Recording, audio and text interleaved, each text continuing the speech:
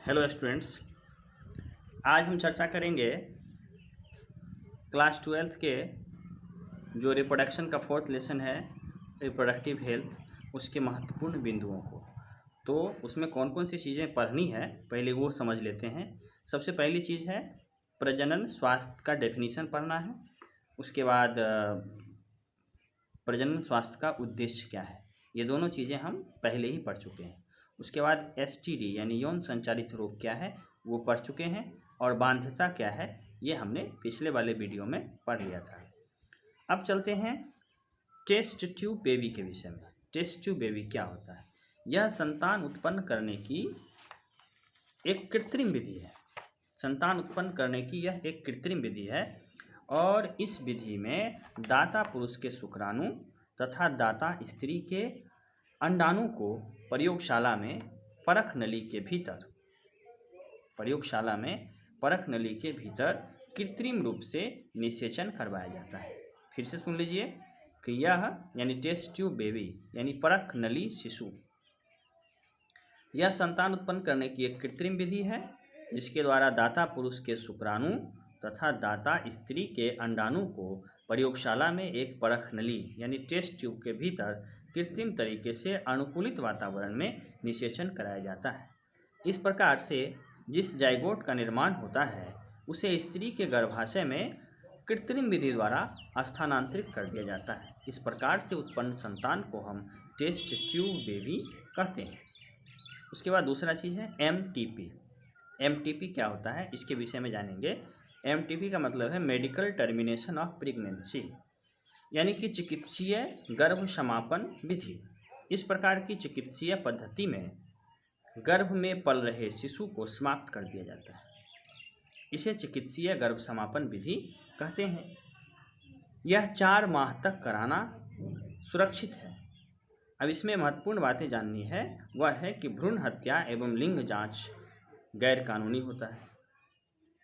अगर भ्रूण हत्या और लिंग जांच कराया गया तो उस पर कानूनन जो है सो दोष होगा और उसके लिए दंड का विधान है।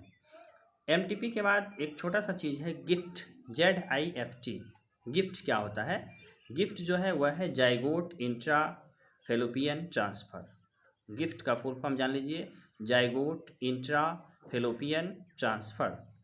यह इन विट्रो फर्टिलाइजेशन है जिसमें 8 कोशिकीय युग्मनज को स्त्री के फेलोपियन नलिका में स्थानांतरित कर दिया जाता है,